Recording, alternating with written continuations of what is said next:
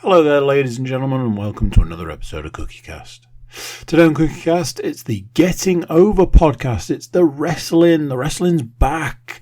There's a pay-per-view, but you can't call it a pay-per-view anymore, so it's a premium live event. Yeah, it's Survivor Series, War Games, lots of names together for a premium live event. Anybody else confused? I get confused easy. One thing I'm not confused about is if you want to get the latest updates for when podcasts are available, the fastest, quickest and simplest way to do that is by clicking the subscribe button.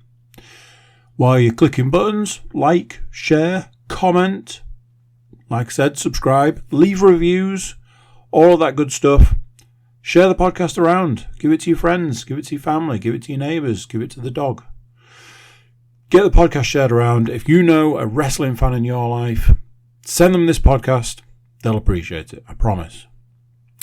Anyway, enough of me. Let's get started. Here we go. This is CookieCast Getting Over.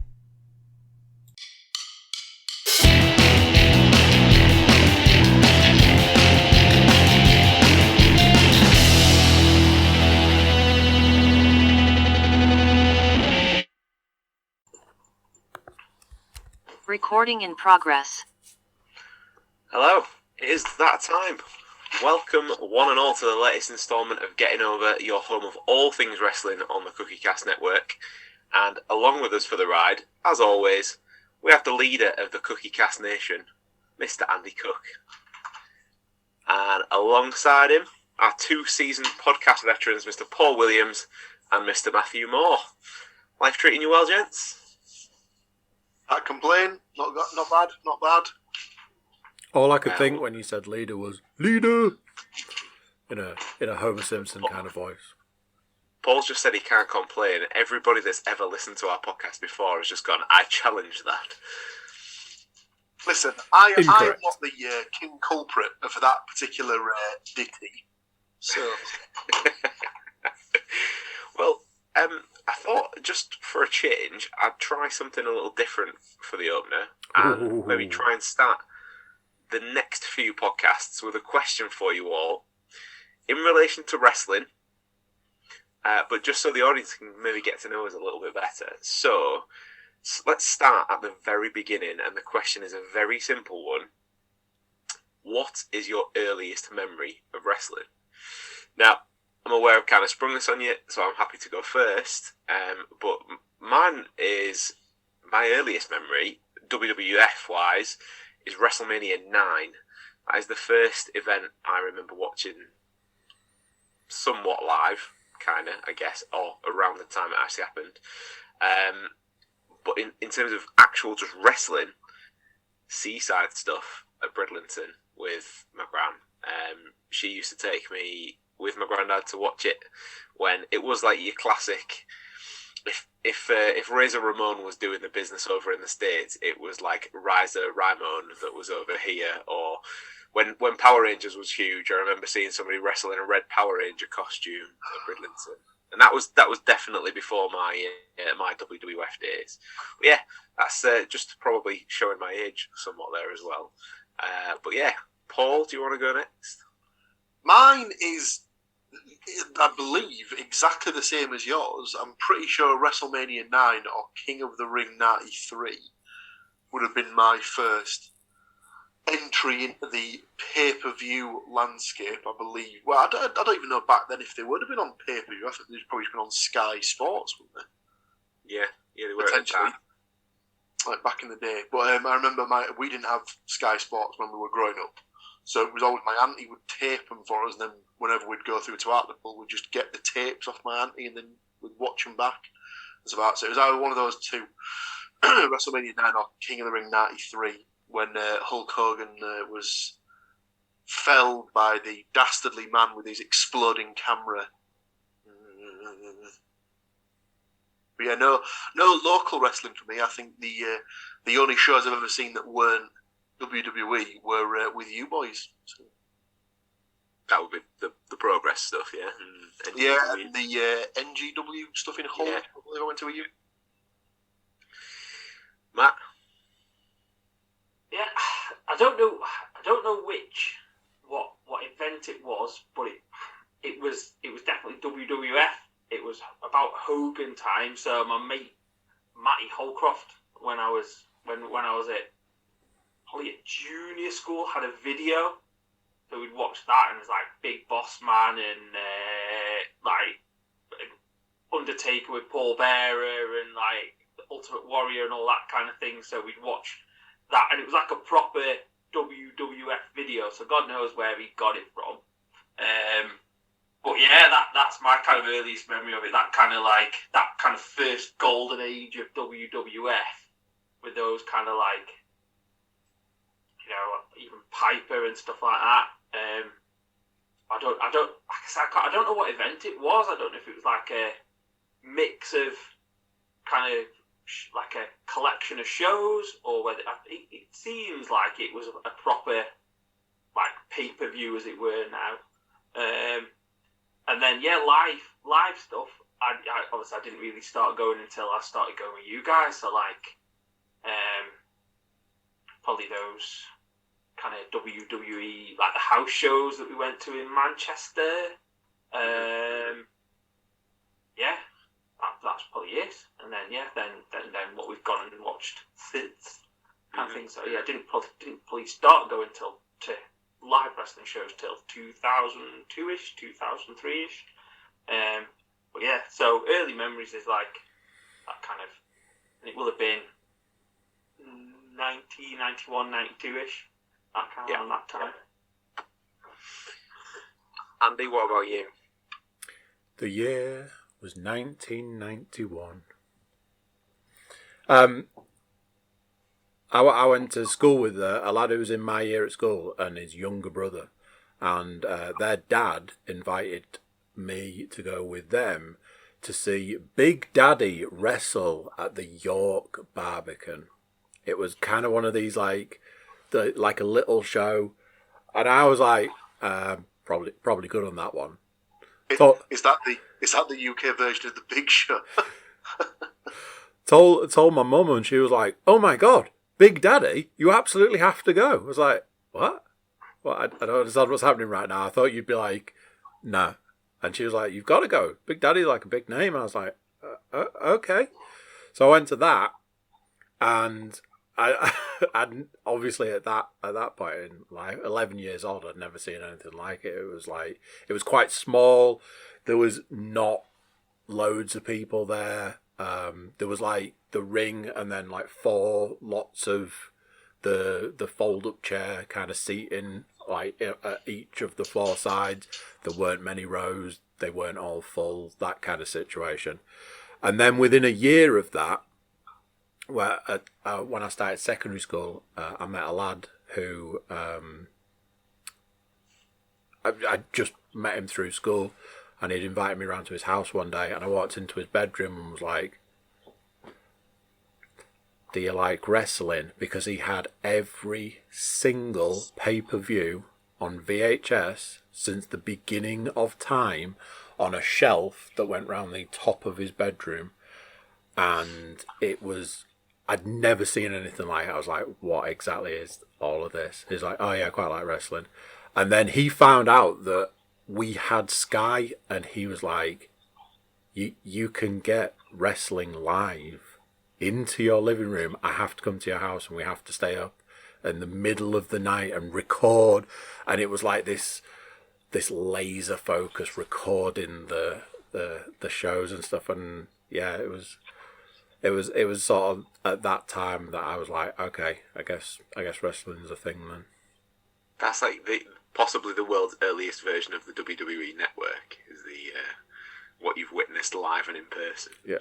Okay, I just thought that was something different. We've all obviously got the predictions title stuff to go through. It has been a little while since we've been around.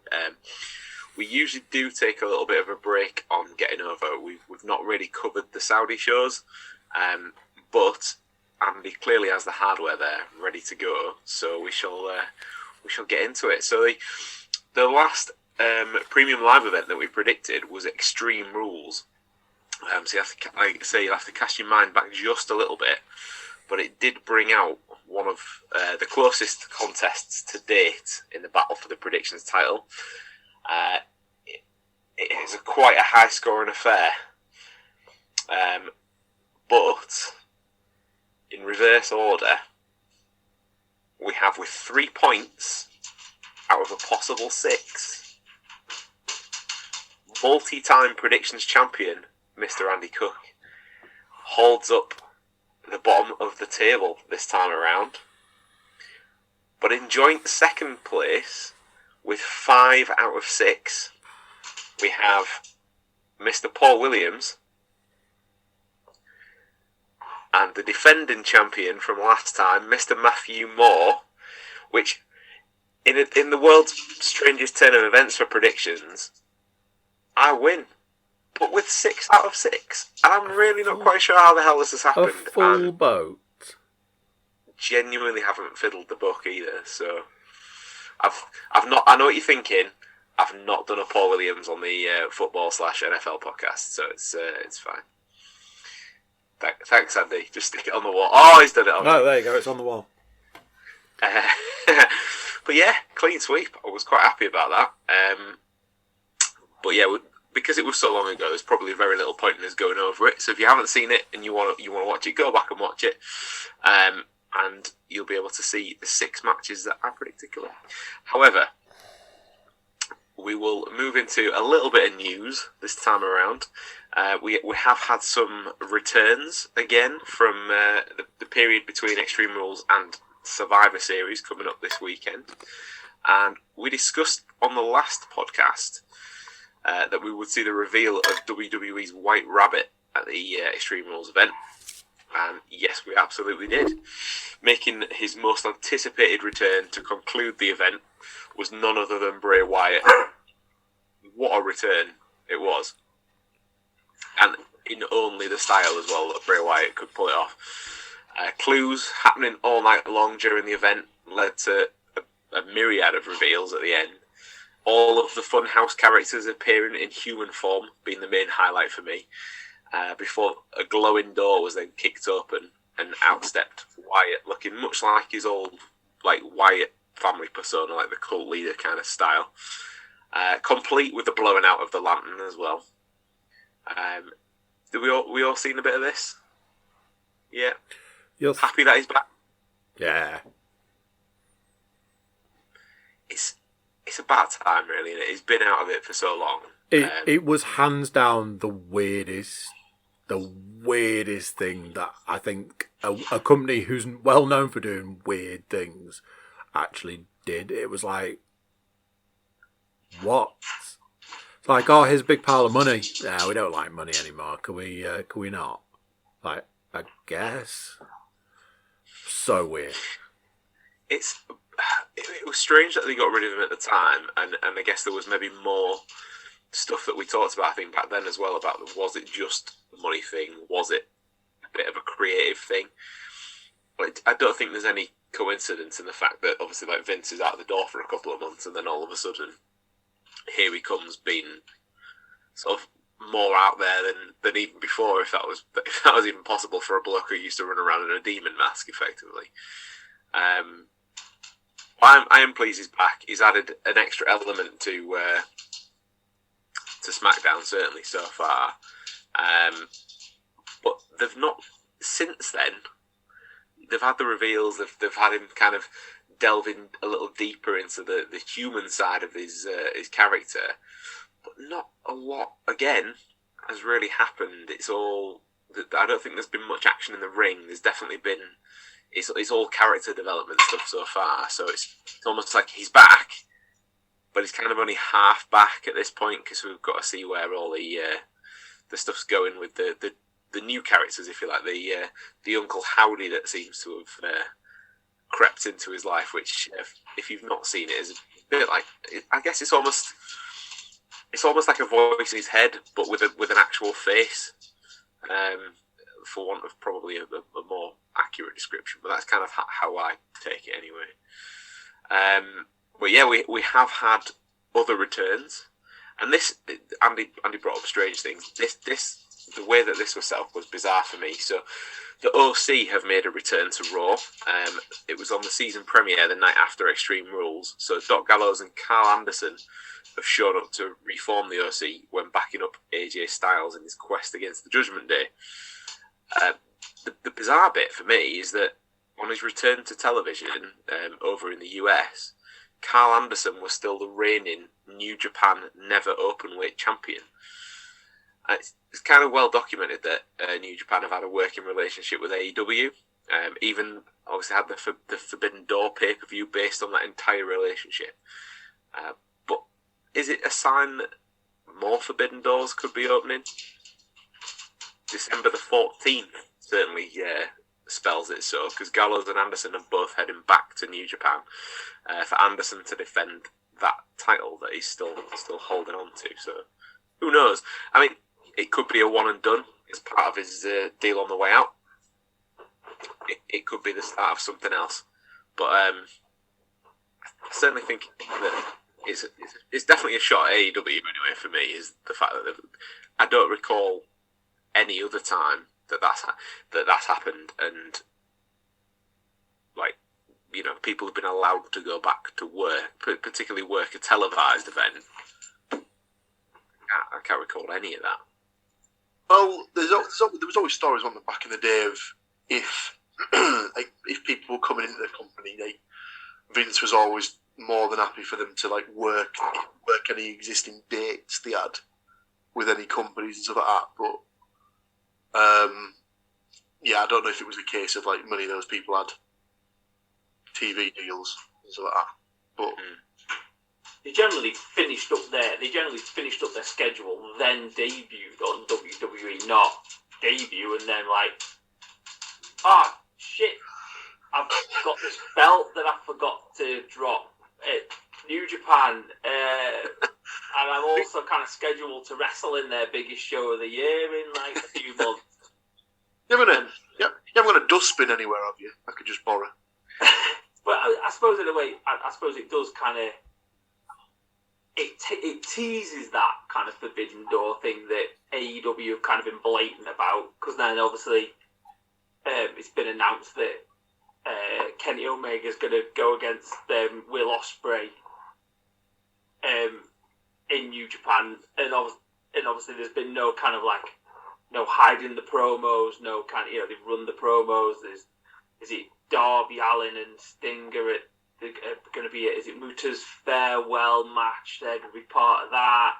So there's still that kind of heavy influence of the AEW, but kind of sneaking, is it Gallows into that kind of like a little fly in the ointment, isn't it? Really, kind of. It's a thing that people are going to talk about more, as opposed to the obvious guys that have already got a working relationship with New Japan, is that, what's going on here kind of thing. It's a little bit more interesting and enticing. I'm pretty sure as well that Shinsuke Nakamura is actually working for the last match, so they've got that in there as well. I mean, you can understand that given his background and where he came from, but yeah, it'll be bizarre because effectively, they've got representatives of probably the three biggest brands in the world, I guess, of professional wrestling. So watch this space for that one. But that wasn't the only additions we had to the OC. We have a female to even up the group and take the fight to Rhea Ripley. So Mia Yim is back and already had a new name, and then got taken away again within the space of 24 hours. So I can only assume from reading into this that they didn't want to use her name that they used before, so they came up with Michin, which was her nickname, or one of her nicknames, which is Korean for crazy. Then probably had a little think about the state of the world's mental health post-pandemic and thought, we probably couldn't call somebody crazy in open play, so we'll leave that one alone. And within 24 hours, her name was Mia Yim on the WWE.com website, then Michin, and now it's back to Mia Yim again. And having watched this week's Raw, I'm pretty sure they weren't really sure what they were supposed to call her either, because I think they called her both names every single time that she was on screen. There was definite confusion there, but yeah, it is officially still Mia Yim, and she is back. This just screams of the Gunter. Can't remember what second name they gave him. Then discovered it was the name of a U-boat captain from the Nazi regime. Oh dear, should we drop that? Yes, let's drop that immediately. Sort of. Maybe that just says that all of the creative team that were there when Vince was there haven't yet gone. Is the yeah. But anyway, little bit of news from AEW, as we mentioned them as well. That after all of the backstage drama of late, it seems things are slightly settling down. The Young Bucks and Kenny Omega have returned to the company. CM Punk hasn't, but he has done a commentary gig on some MMA programming. So watch this cage soon, because maybe he'll try his hand at that again in a slightly lower level than UFC. I can feel Andy's eye roll from here. But yeah, MJF was crowned the new AEW champion by beating Jon Moxley, but had a little bit of help from a very unexpected / completely expected, if you've been watching it. Yeah, exactly. Sort of assailant in William Regal. So Regal's turned on his Blackpool Combat Club stablemate. Have you guys seen any of the press conference from after MJF won? It was everywhere. It was fantastic. It was like, let's just ask him. Oh no, we're not going to ask him a single question. He's just going to go off on one for about 10 minutes. My favourite part was the end, when he used 3 little words that just so happened to be coined by your friend and mine, Mr. James E. Cornette. So I knew you'd enjoy that bit. When I actually watched it, I thought, if Paul sees this, yeah. Obviously, we can't repeat them because we don't do sweary swears all the time. We can repeat 2 of the 3. But yeah, if you get a chance to see it and you're not easily offended, go and watch it. When people say don't watch it with young impressionable ears around, as they won't appreciate that. No, but as it's quite clear to see why people think that he is the be all and end all of the future of any wrestling company at the moment, because he, of all the people, is probably seemingly the least scared to push the envelope a little more than anybody else. The best thing about it was the fact that his boss, literally about 5 centimetres behind him. So, and have you seen the stills from the press conference as well? Whilst he's going off, and it's all the get yourself somebody that looks at you like Tony Khan looks at MJF. As MJ, he knows that what he's saying is gold, and he's just sat there like. I think that's the thing, though. It's the thing with Tony Khan is, in a way, he doesn't think that he knows wrestling better than them, kind of thing. So he does let them go and be kind of the gimmick or be what they are, and fully let them go, kind of thing. Because there's no way that he'd be able to even take out all the swears. He wouldn't be able to do a promo like that in WWE. Full stop. There's no way, kind of, that he'd be able to absolutely bury a huge amount of the company, including the owner, right in front of him, kind of thing. And it's really good. I mean, obviously the way he lives his gimmick is always kind of quite entertaining. The fact that it's not like obviously the Undertaker's gimmick, he lived that gimmick throughout his career, but it's slightly different to be MJF's gimmick, kind of thing, because he has to talk a lot, kind of thing, and he definitely lives that gimmick kind of really well, and to the max as well, kind of thing, as it were.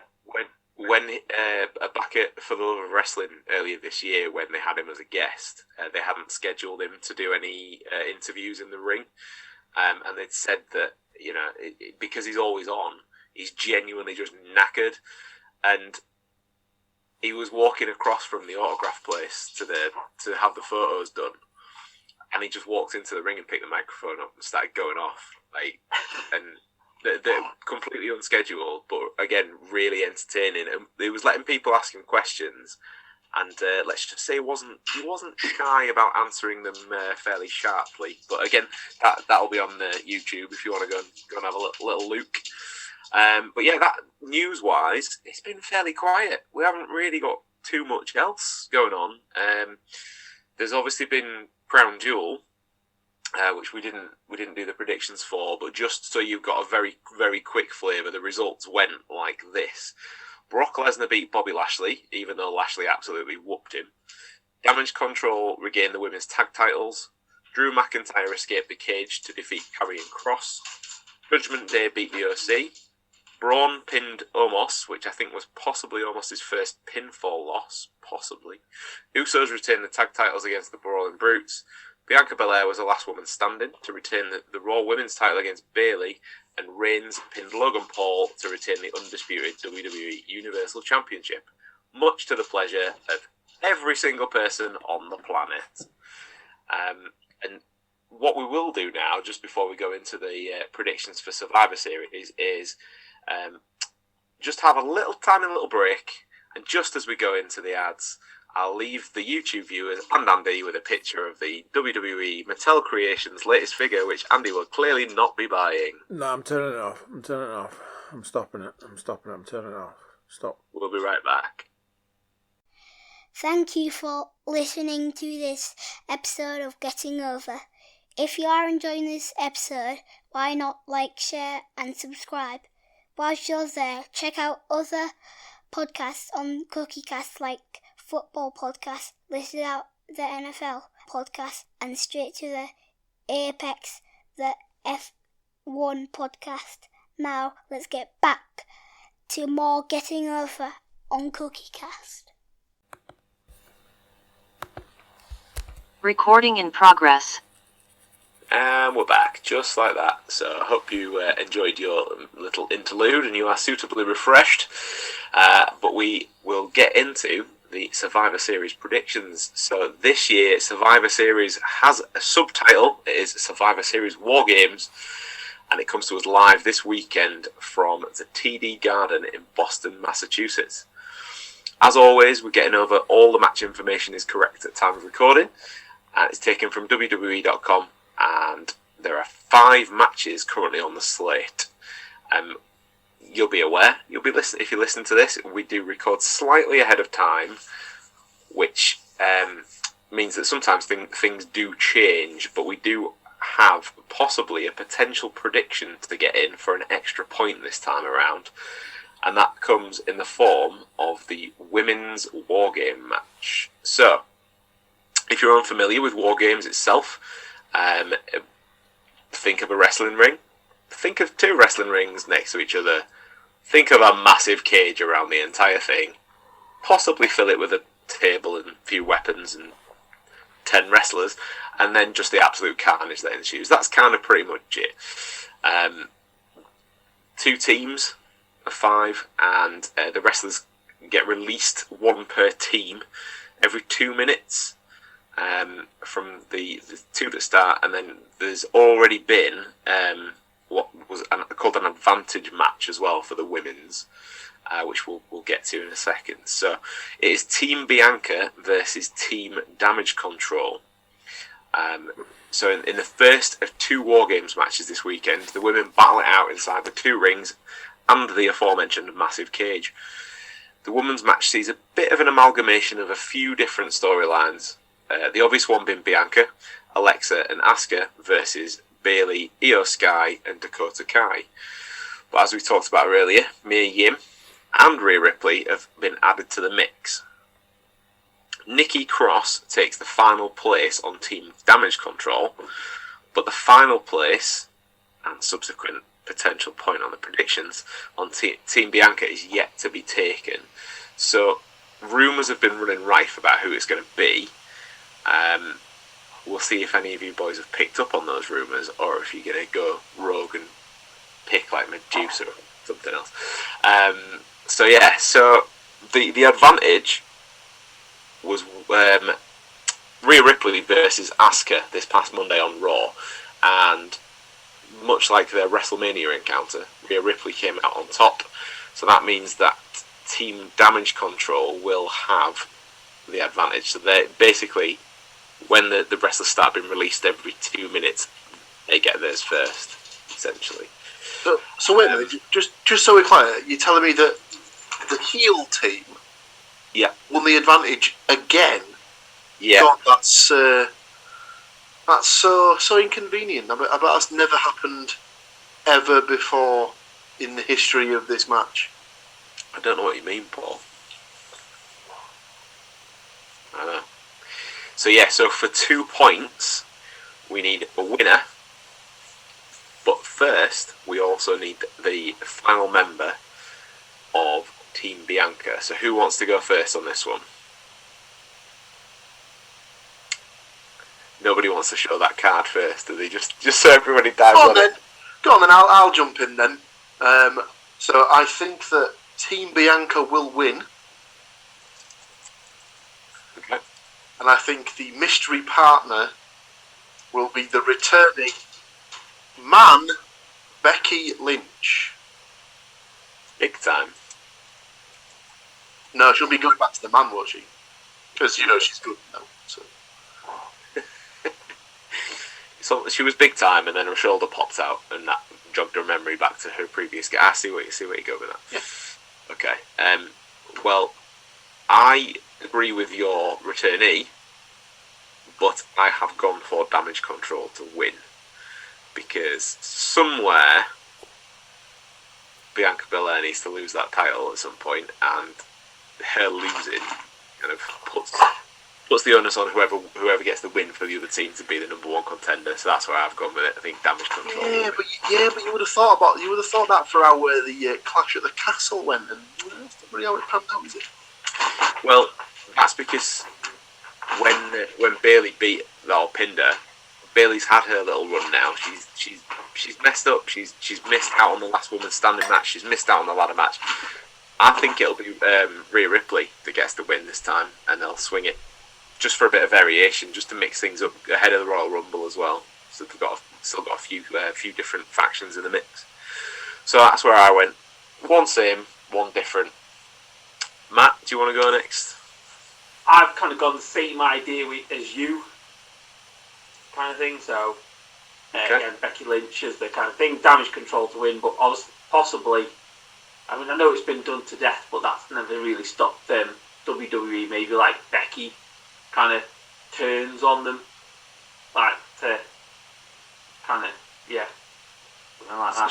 She walks in as the man, Becky Lynch, and walks back out as big time. Yeah, possible, definitely possible. It always lends it to the War Games. Always lends itself to a turn on a teammate or something like that. Yeah. Well, I mean, only going by NXT's history, never mind the ones like in the WCW days. Like, I think it's happened like every other time, hasn't it? So yeah, between the men's and the women's. So yeah. So Andy, has our predictions helped or hindered your thoughts? If I'd have gone in before Matt, I'd have said just put dittos beneath your prediction. So now it's dittos beneath both yours and Matt's predictions to put Paul firmly on Points Island. Here he is. As is the exact opposite of the island that Roman Reigns spends his time on. Whereas Roman Reigns is the island of relevancy, Paul clearly prefers irrelevancy. So we'll see after the results come in, I guess. Yeah, I was going to say when I'm still at my 2 points and you suckers are there with just one. Right then, we'll move on. We do have another women's match on the card, which is the SmackDown Women's Title match. Champion Ronda Rousey versus Shotzi. This match has come out of absolute nowhere. Just a few weeks and months ago, Shotzi was struggling to even get a match on SmackDown, never mind be anywhere near the title picture. Is she the most polished wrestler in WWE? Nope. She certainly has character for days, though, so he's finally getting a chance to bring some of that out. And a match against Rousey has certainly been thrown in at the deep end. Spot was earned by winning a six-pack challenge against Liv Morgan, Raquel Rodriguez, Sonya Deville, Lacey Evans, and Xia Li. But Shotzi's going to have to be at her best again to get the upper hand against Ronda. Especially as Ronda has added Shayna Baszler to her ranks as added security. Who would have thought that would be... all the time, they were like, we've got these girls who are like former MMA teammates almost. They've got to pack all that charisma and mic skills all together just to make sure that the promos are really, really interesting. Oh, God. Oh, shots. It's Most dead indeed. air for 5 minutes while these two are on. I think they'd probably even give Lance Storm a run for his money in full gimmick mode, wouldn't they? That's why they've had to throw Shotzi in, because it's like, right, okay, you've got a little bit too much charisma. Put you with these two, and they're leaving itself out, because Jesus Christ. But effectively, it just feels like one of the corners is going, nah, and the other one's just going, okay. Like, complete polar opposite. But yes, will Ronda march on with the SmackDown Women's title, or will Shotzi shock the world this weekend? What are we? No, okay. Andy's already given it away if you're watching on YouTube, so we might as well go straight into Mr. Cook. So Shotzi, yeah. I mean, yeah, if you want to put the wrong answer down, go for it. I, however, will be going with... I love to predict Ronda Rousey in the fact that I predict her and then she gets beaten. So, in theory, I should probably go the other way. But this one feels... I don't want to say no-brainer, and I'm not gonna use those fateful words. But, yeah... Seeing this on the card was a bit like, really? Really? Okay. Ronda Rousey for me, please. Okay, you are in the book. There is something I want to get to about this card when we've completed the predictions, so we'll hold that thought. Paul?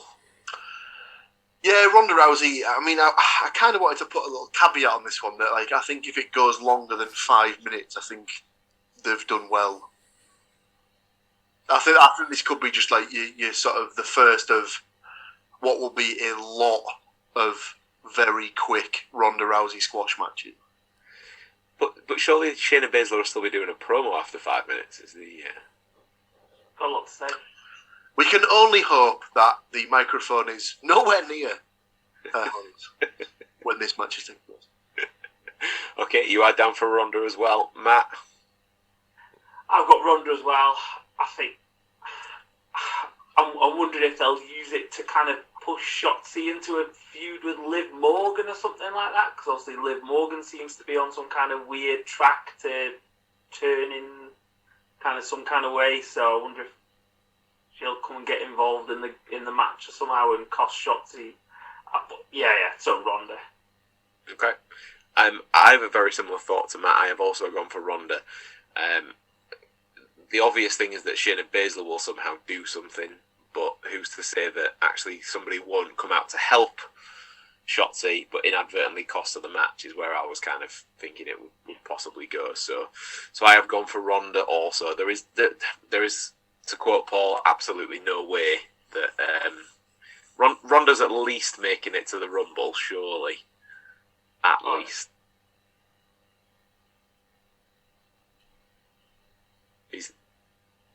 And then some. I imagine it'll be potentially even past Mania. But but then don't forget there'll be the inevitable Charlotte Flair return at the Rumble, and therefore all bets are off. No thanks. Yep. Okay, so we'll move on from the SmackDown Women's Title match to AJ Styles versus Finn Balor, and this is the first time ever in 5 years that these two will go head to head. It feels weird. I haven't said first time ever for a few podcasts. It feels like now. I'm not sure. Anyway, so it's the first time in 5 years that these two will go head to head. TLC 2017 was the last time, for those of you keeping score at home. A lot has changed since the last encounter, but they certainly aren't strangers and definitely have the potential to create one of the best singles matches of the year. Will the odds remain even, or will the respective factions be the deciding factor in the match? I haven't seen anything about the factions being banned from ringside, as seems to happen sometimes. This possibly leads me to believe that this isn't the end of this feud as well. They've kind of tried to portray it that way on Raw this past week. Not sure about that. I feel like it might go quiet for a couple of months and then miraculously the OC numbers will be around the similar numbers of the Judgment Day in the Royal Rumble, and shit'll go down there is how I am fully expecting that. Again, it's much like the heels getting the advantage. It's miraculous how their numbers just come out around the same time as each other. Yeah. I'll dive in first on this one, and I think Finn Balor will win. I don't think AJ needs it.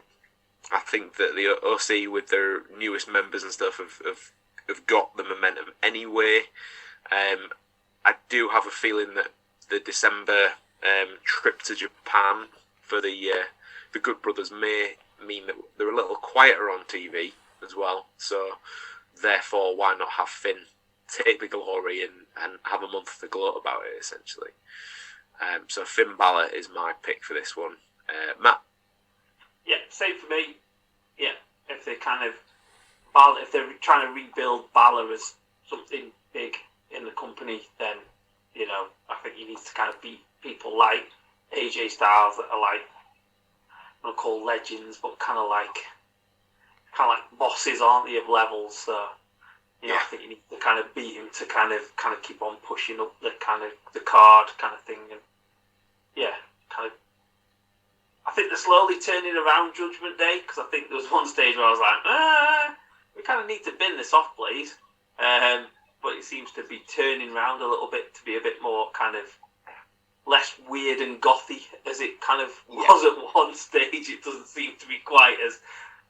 But still, then the name doesn't really kind of fit with what they are, kind of thing. I don't know. It's less been the whole group and more just been Dominic Mysterio still. Yeah. Kind of like they put themselves into a corner with Dominic, and it's like, can we not just get rid of him now? Like, well, lads, we've kind of got to do something with him and his dad, and we need to kind of keep that bubbling under the thing. But then, all right then. So we saw, when we went to Clash at the Castle, obviously we saw the turn. Then we've seen like the matches. Then we've seen Rey Mysterio say that he can't deal with it and he wants to go to SmackDown. And Dominic said that he wants to move on from his deadbeat dad. Yet every single promo that I've heard since Clash at the Castle that Dominic Mysterio has spoken in, somewhere he or Rhea Ripley on his behalf has mentioned Rey Mysterio. So yeah, it's almost like he's still hanging on to the coattails even though he's not tagging with him anymore. Ran over. Andy? Yeah, this was one of those that it feels like they both kind of need a win for various different reasons. So it was a bit of a who needs a win more. So I'm with you guys with the Finn Balor prediction. I think he just needs it a little bit more. Just for now, for this one. Okay. That then will give Paul his second chance of the podcast to be out there on Point Island. Yeah, and it'd be foolish of me to not take it, wouldn't it, really? No. Like you've said there, AJ Styles is pretty much bulletproof when it comes to sort of like WWE. He's been there long enough now where he can lose and it's not going to do anything to him, whereas Balor's had that unfortunate thing where whilst he's been in NXT, he's looked pretty much unstoppable. Since he's been on the main roster, if you will, he's a bit snake bitten, to be honest with you. Obviously, he came up, had the won the Universal title, and then got injured, so had to relinquish it the next day. And since then, it's been a bit of a shitstorm for him. So, with the Judgment Day as well, you kind of have they actually been successful in any feud they've had yet, in the grand scheme of things? Well, it's still that early doors, isn't it? I suppose in the sense that Edge isn't on TV at the moment, I suppose that kind of makes it successful. They rattled Beth Phoenix around the head with a couple of chairs. Yeah, true. I just think that if people are going to start taking, people are just going to start losing interest in Balor if he doesn't win this one, because it'll be a case of, well, what are we sort of waiting around for? What are we hanging around for? What's the upside of him, etc., etc. So yeah, Balor for me as well. I did notice as well in recent weeks, Damian Priest has been throwing in that the choke slam that he used to use as his finisher when he was Punishment Martinez back in his Ring of Honor days. He's just been throwing that in mid-match. I hadn't even really noticed him using the choke slam properly before, but I've seen it pop up a couple of times now. So he's obviously going to the well to try and sort of develop his character, but I guess stick to what he knows as well at the same time. So I do think they're still very much a work in progress. Just very briefly on the Dominic Mysterio thing again. This past week, a new character has been revealed on NXT, a guy called Scripps. Turns out that's Reggie, who used to knock about with Carmella as her sommelier. So yeah, there's room. It's difficult for somebody with a bit of a hefty surname like that to kind of go and rebrand them necessarily on NXT. Perhaps, maybe the new name and the mask or whatever isn't the way to go for him like they have with Scripps. But why can't they just send him back? Why can't they then turn him into somebody that people recognise, apart from being, oh my god, how much taller than his dad is he? That's all he's famous for up to now. He needs time, and being front and centre of a Monday Night Raw faction. I don't know if I still think it's too soon. Possibly. Maybe I'm just harsh. If you disagree with me, feel free to write that in the comments and send us some opinions on the Twitter thingy, and other social media outlets are available if Elon Musk hasn't shut them down. So, including us now, I've said that out loud. Anyway, so we have a clean sweep then for Finn. So that is 2 clean sweeps on the last predictions. 4th match on the card, the US title match. Rollins defending against Lashley and Austin Theory, triple threat style. This match has all kinds of moving parts. Lashley lost the title to Rollins after being weakened by Lesnar way back when. Then on the 7th of November, Mustafa Ali was supposed to challenge Rollins. Lashley smashed him to pieces and marched to the ring. Smashed Rollins to pieces as well. And then Austin Theory tried to cash in his Money in the Bank for the United States title, which is the first time that they've done that. Paul's shaking his head in pure disbelief there. Full decision. Yeah, it is terrible. But putting it on him in the first place was a terrible decision. But that wasn't the current regime's idea, was it? I don't have any problem with him being the Money in the Bank, would they? But they're not going to usurp Randy Orton as youngest ever world heavyweight champion, are they? Absolutely not. They're not going to crush one massive part of the Golden Boy's Hall of Fame speech, are they? Come on. But yeah, he tried to take the United States title, and then Lashley was on a roll, squashed him as well. So Rollins picked up the pieces, managed to keep hold of the US title. So Mr. Money in the Bank is Money in the Bank no more, but has been added to a triple threat match to see if he can sort of salvage some of the pieces. But yeah, all 3 have a point to prove. But who wins? Andy, do you want to go first? Simple, easy, retain. Okay. Purely from a timescale perspective. What? Because he's not had it that long. He hasn't had it very long. It's what, a month? Yeah. It feels like Paul's absolute favourite feels very much like that. And although like both opponents have got a reason to be unhappy about him having the title and whatever, it's just a timescale thing. It just seems, silly at this point to change the title. So I'm going for a retain. Okay. You are in the book for Rollins. Matt, do you want to go? I'm going to go for Theory. I'm going to go for Austin Theory. I think he's going to like pick up the pieces or something. Kind of sly, kind of sneaky, that kind of thing. So, yeah, Theory. Austin Theory. Okay.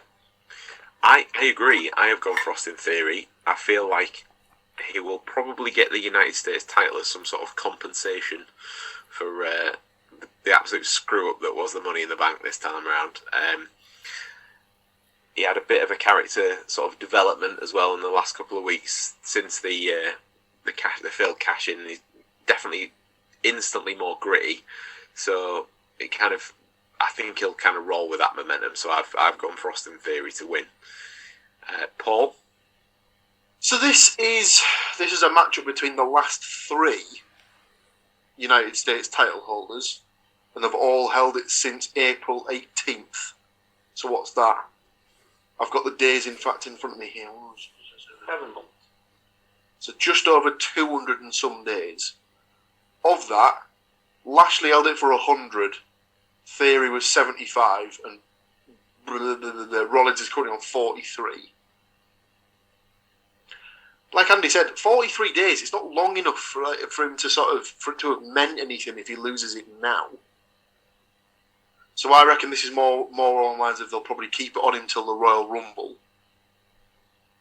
Then have him lose it at the Royal Rumble. And then it frees him up to go and win the Rumble match if that's the way they want to go, or something like that. So I'm going to go for Rollins to retain. Okay.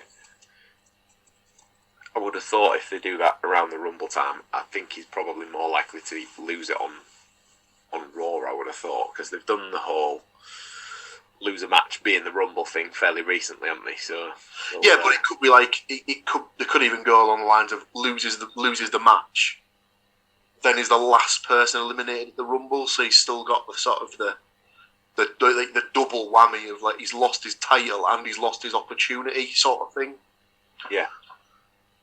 And he's I don't really want to tar him with this brush, but he's very slowly becoming the new Big Show.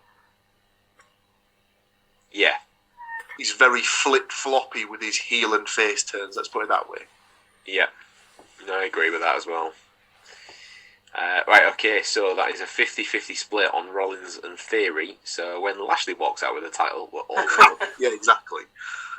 I would, at this point, bet the house on the fact that Lashley's not going to win, on just purely that Lesnar storyline has still got legs, and Lesnar's disappeared again for a little while. If you don't think that Bork Laser's there thinking, quite look at that United States title.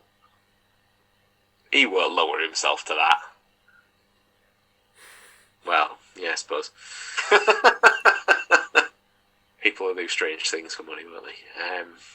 So, the final match on the card is the men's War Games match. So it's the Brawling Brutes, Drew McIntyre and Kevin Owens versus the Bloodline. And it's absolutely no secret.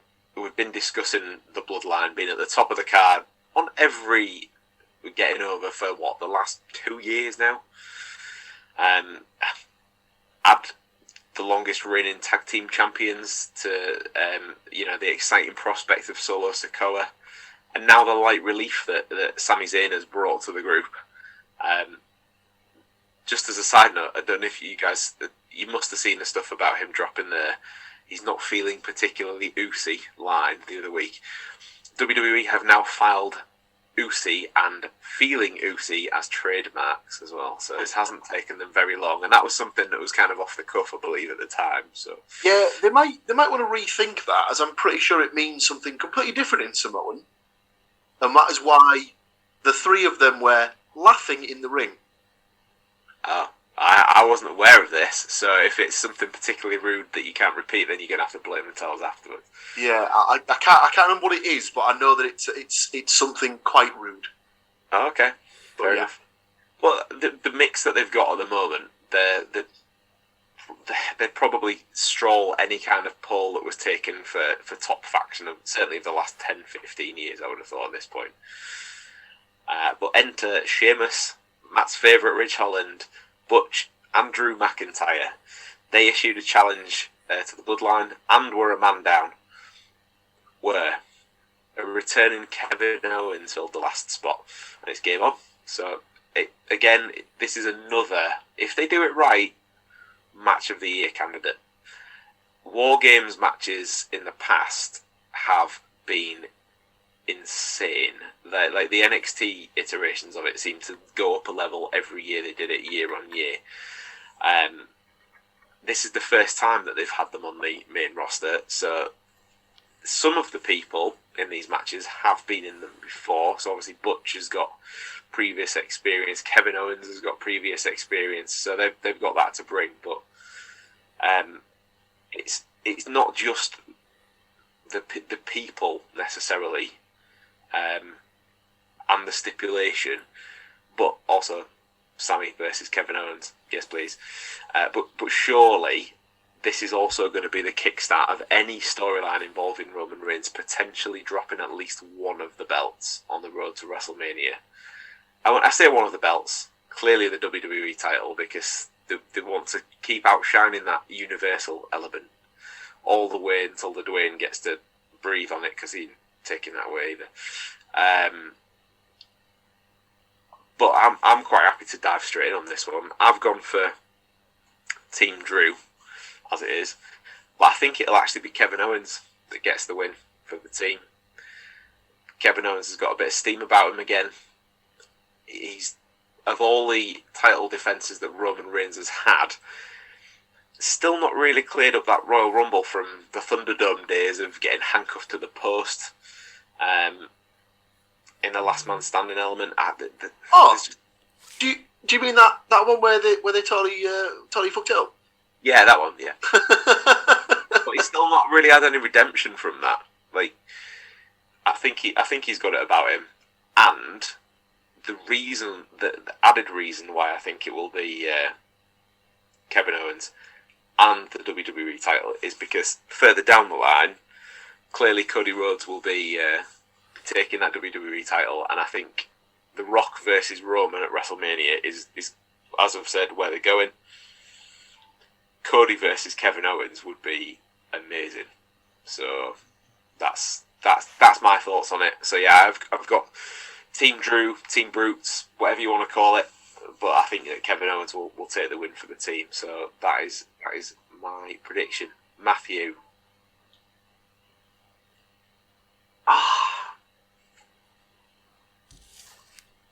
I'm going to go Brawling Brutes as well. You couldn't hardly say that then, could you? Just in case it was old Reggie boy. Yeah, he's got. I mean, like, when you were sort of talking about like the War Games and how, obviously it's been in like kind of NXT and all that kind of thing. You kind of start thinking about like, Johnny Gargano and Ciampa and Adam Cole and all those kind of things, like doing awesome shit off the top of the War Games cage, and you think, Ridge Holland in the War Games, what awesome thing is he going to do? He's not going to do anything, is he? It's just going to be crap. So I kind of I don't know, kind of but yeah, I kind of get the feeling that it's going to kind of be not the beginning of the end of the Bloodline, but I kind of get a feeling again. I'm hedging my bets because, like we said, the War Games always is good for a good turn on somebody.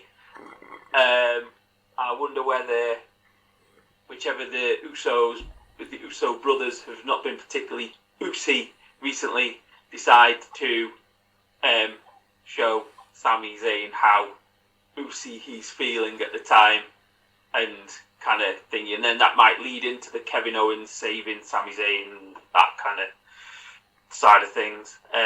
But yeah, so I'll go, the Brawling Brutes, that kind of thing, Okay. but with a kind of sneaky little kind of turn for, yeah. All right. So you're in the book. I put Team Brutes, and I've even drawn a little love heart next to Ridge Holland's name for you, Matt. So you're all good now. We know that's what he would want. I even got a picture of them together in Cardiff. So I mean, it wasn't actually Ridge Holland; it was just a massive 12-foot picture of him, but I was still stood near it. So. Andy, do you want to go?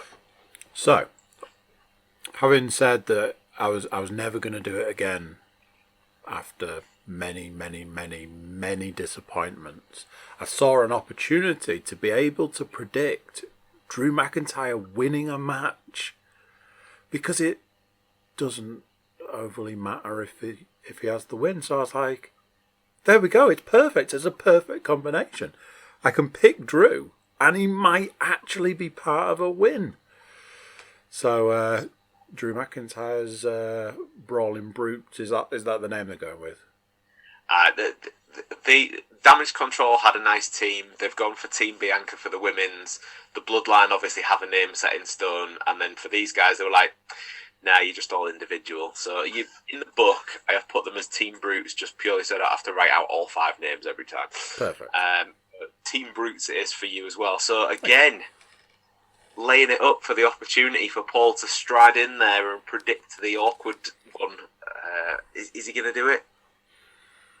No, I think it's the age-old thing. When can we beat Roman, but can we beat him in a way that doesn't hurt him? This is where they beat him. This is where Sheamus pins him to set up their match at the Royal Rumble. I'm just having a quick scan just to see if they'll be the same. I think you and Matt have picked the same across the board. Yeah, if it goes that way, we're gonna need some tie breaks next time. So keep your ears peeled to the next episode of Getting Over to discover if we indeed do need those. I mean, clearly, if Team Bianca win, then other than Paul, we're all stuffed. So yeah. But yeah, that is it. That is all of the predictions in the book. Now, the thing that I mentioned that I wanted to come back to, particularly relating to the Ronda Shotzi thing, particularly maybe relating to Styles and Balor, maybe not quite as much to them. We talked about this on the podcast. I can't remember if it was the last podcast a couple of months back or even before that they'd announced that Survivor Series was going to be War Games. It feels a bit like, we've got these, awesome, yes, we've finally done it, we're going to get War Games on the main roster. Oh, who are we going to put in it? Well, okay, Roman's team, fine, that's easy, right? We'll patch 5 into. Oh, but man, these 5 are awesome. That's good, right? Cool. Women's kind of almost wrote itself again with the faction of Damage Control, and again with Bianca and her sort of all-star team. Didn't really leave much for the rest of the card, did you? It was a little thin on the ground at that point, I thought. So it was, whilst it is awesome, and I do like War Games, if you haven't got enough to fill a pay-per-view because you've got 2 matches taking up, 10 superstars per match, just have 1. I know there'll be the whole thing about, you've done a women's one and not a men's, or you've done a men's and not a women's. But just alternate it the next year, or put them together, mixed tag style, or bring NXT up, have an NXT kind of, because that's where War Games originate. The current iteration in WWE originated from. Have like an NXT War Games kind of thing to kind of add it. Yeah. Well, there is a brand new stipulation coming to NXT, which we'll probably be discussing on the next episode of Getting Over. But I think, unless there's any other business, that just leaves me one final thing is to say thank you to you gents for joining me on this episode. Thank you for your predictions. Thank you for letting me beat you last time. And if you are listening along, if you haven't already, please do subscribe. These are still up for grabs. The Alexa Bliss Funkos are still in hand. I'd like to send them out before Christmas because who knows when Royal Mail will actually deliver them. So yeah, if you, I used to work there. It's fine. I'm allowed to say that. But yeah, if you fancy getting your hands on one of them, get yourself over to the Cookie Cast YouTube channel, give it a like, and your name will be entered into the hat. But thank you all, and we'll see you next time.